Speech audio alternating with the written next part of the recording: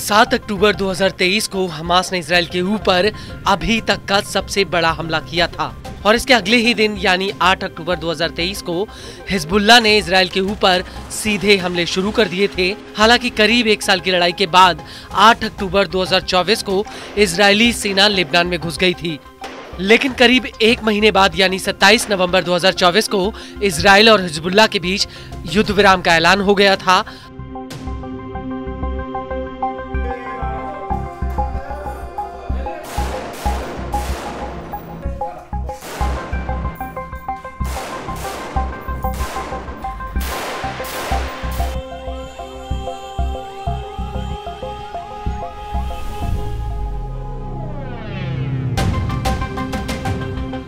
हालांकि इस युद्ध विराम में कुछ शर्तें रखी गई थीं।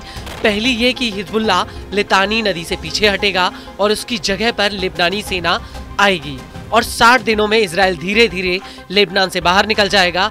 और अब ये डेडलाइन करीब आ रही है, जिसको लेकर इजराइल और हिजबुल्लाह के बीच जुबानी जंग शुरू हो गई है। दरअसल हिजबुल्लाह ने इजराइल से दो टूक कह दिया कि इजरायली सेना इस डेडलाइन के भीतर ही लेबनान से बाहर निकले। वहीं दूसरी तरफ कई मीडिया रिपोर्ट्स में ये खुलासा हुआ है कि इजराइल इस डेडलाइन को आगे बढ़ाना चाहता है। वहीं हिजबुल्लाह ने लेबनानी सरकार से जोर देकर कहा है कि वो मध्यस्थों से कहे कि वो इजराइल को तय समय के भीतर ही लेबनान से बाहर निकलने के लिए कहें।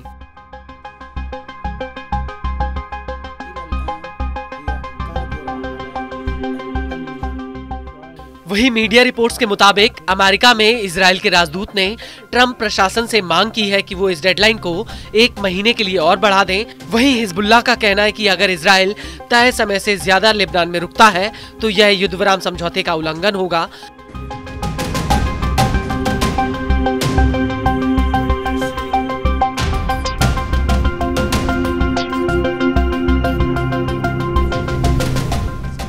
कुछ मीडिया रिपोर्ट्स में ये भी खुलासा हुआ है कि हिजबुल्लाह फिर से अपनी सैन्य कार्रवाई शुरू कर रहा है और हिजबुल्लाह का कहना है कि अगर इजरायली सैनिक लेबनान में रहते हैं तो वो लेबनान की जमीन पर कब्जा करेंगे और इसका प्रतिरोध होगा।